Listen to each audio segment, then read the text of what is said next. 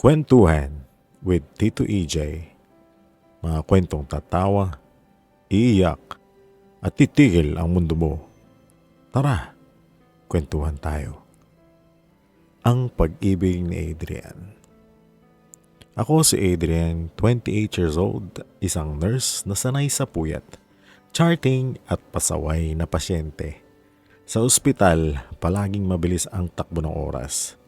Isang saglit lang, rounds na naman. Isang pikit lang, may code blue na.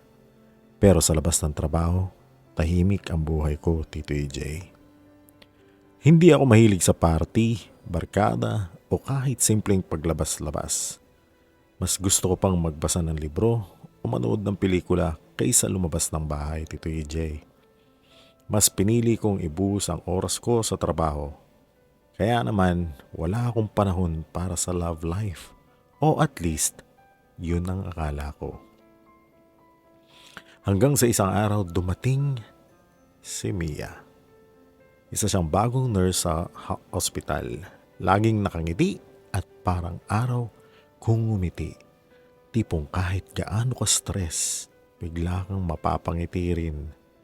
Hindi ko alam kung anong meron siya, pero mula nang dumating siya, parang may nabago sa araw-araw ko. Kuya Adrian, ikaw na lang po mag-assist sa akin sa IV insertion. Baka sumablay ako, pabebe niyang sabi habang nakanguso. Napailing na lang ako. Mia, ilang beses ko nang sinabi, huwag mo akong tawaging kuya, para akong tatanda niyan. Ngumiti lang siya, Tito EJ, at doon ko napansin ang bahagyang pamumula ng kanyang pisngi. Maliit na bagay? Oo. Pero sa di malamang dahilan, natagpuan ko na lang ang sarili kong inaabangan ang mga ngiti niya. Ang mga kwento niya tungkol sa buhay. At kahit ang mga reklamo niya tungkol sa toxic na duty. At doon nagsimula ang kwento ng puso kong matagal nang natutulog, Tito EJ.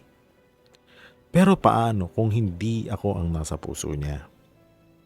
Paano kung sa akin lang pala umiikot ang mundo ko, pero sa kanya may iba ng mundo? Isang gabi, pagkatapos ng long shift namin, napagpasyahan kong yayain si Mia na kumain sa paborito kong lugawan sa tapat ng ospital. Ayaw ko ng fast food, Adrian. Gusto ko yung comfort food. Yung parang may yakap sa bawat subo. Reklamo niya habang naliligpit ang gamit sa locker room. Napangiti ako. Di tara. May alam akong perfect na lugar para dyan. Habang kumakain kami, Tito EJ, tahimik lang siya. Malayo ang tingin. Parang may malalim na iniisip. May problema ba? Tanong ko. Napatingin siya sa akin, nag-aalangan.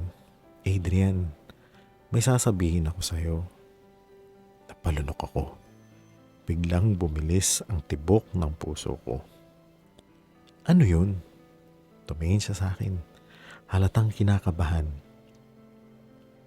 May boyfriend ako. Parang biglang huminto ang mundo ko. Hindi ko alam kung paano ko nakangiti matapos niyang sabihin yun. Hindi ko rin alam kung paano ko nagawang hindi pahalata na parang may bumagsak na bato sa dibdib ko. Kaya pala, sabi ko. Pilit na tinatawa ang sarili. Kaya pala ano? Tanong niya, kunot noo. Kibit balikat akong ngumiti. Kaya pala ang saya mo palagi. Mabuti naman. Masaya ako para sa'yo.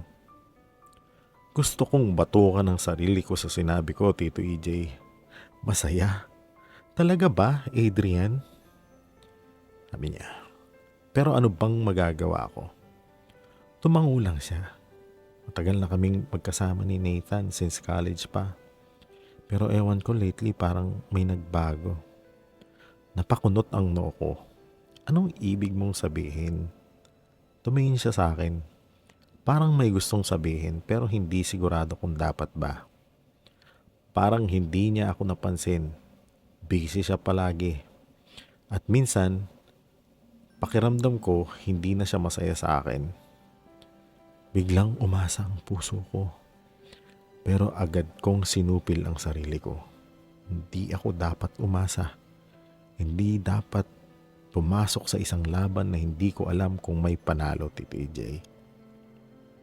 Kaya ang nagawa ko lang ay tumango at ngumiti. Siguro pagod lang siya. Usapin mo siya, Mia, sabi ko. Tumango rin siya pero may lungkot sa kanyang mga mata. At ako, tahimik kong tinanggap ang katotohanang hindi ako ang dahilan ng mga ngiti niya. At marahil hindi ko kailanman magiging dahilan. Lumipas sa mga buwan at patuloy akong naging kaibigan ni Mia. Patuloy ko siyang pinakinggan, tinulungan, at siniguradong may masasandalan siya kahit kailan niya gusto. Pero sa bawat araw na lumipas, mas lalo kong nararamdaman na hindi ko na kayang maging kaibigan lang. Adrian, may napagdesisyonan ako, sabi niya.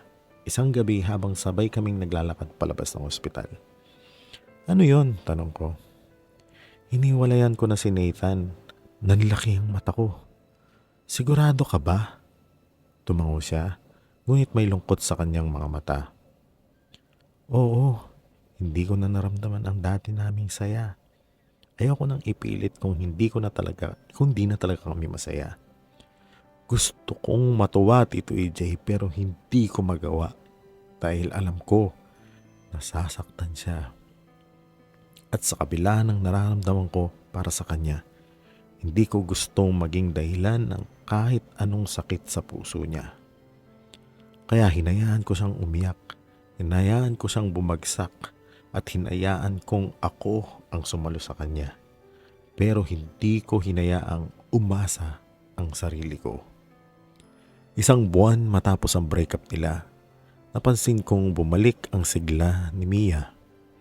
Mas madalas na siyang tumawa at ang mga ngiti niya mas totoo na. Pero sa kabila ng lahat, nanatili akong tahimik. Adrian, tawag niya isang gabi habang nagkakape kami. Tumingin siya sa akin, seryoso.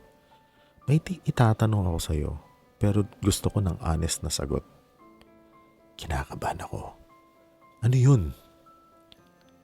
Minahal mo ba ako? Napangiti ako. Hindi ko alam kung paano sasagutin ang tanong niya. Hindi ko alam kung dapat ko bang itanggi o sabihin ang totoo. Pero tinignan niya ako ng matagal at doon ko napagtanto. Alam na niya. Tumawa ako bagya, napailing. Kailan mo pa nalaman? Ngumiti siya, Tito EJ. Matagal na. Pero hindi ko sigurado hanggang ngayon. Huminga ako ng malalim. Oo, Mia. Minahal kita. At mahal pa rin kita. Tahimik siya. Pero hindi ko sinabi dahil ayokong sirain ang meron tayo. Ayokong mawala ka sa buhay ko. Tumingin siya sa akin. Pero paano kung gusto rin kitang mahalin? Di ako nakapagsalita. Ngumiti siya at sa unang pagkakataon, hindi lang basta ngiti ang nakita ko. Nakikita mo ba yon, Tito EJ? Isang ngiti na nagsasabing, tayo naman. At doon nagsimula ang buong kabanata ng kwento namin ni Mia. Once again, this is Kwentuhan with Tito EJ, mga kwentong tatawa, iiyak, at titigil ang mundo mo. Thank you for listening. I'll see you next time.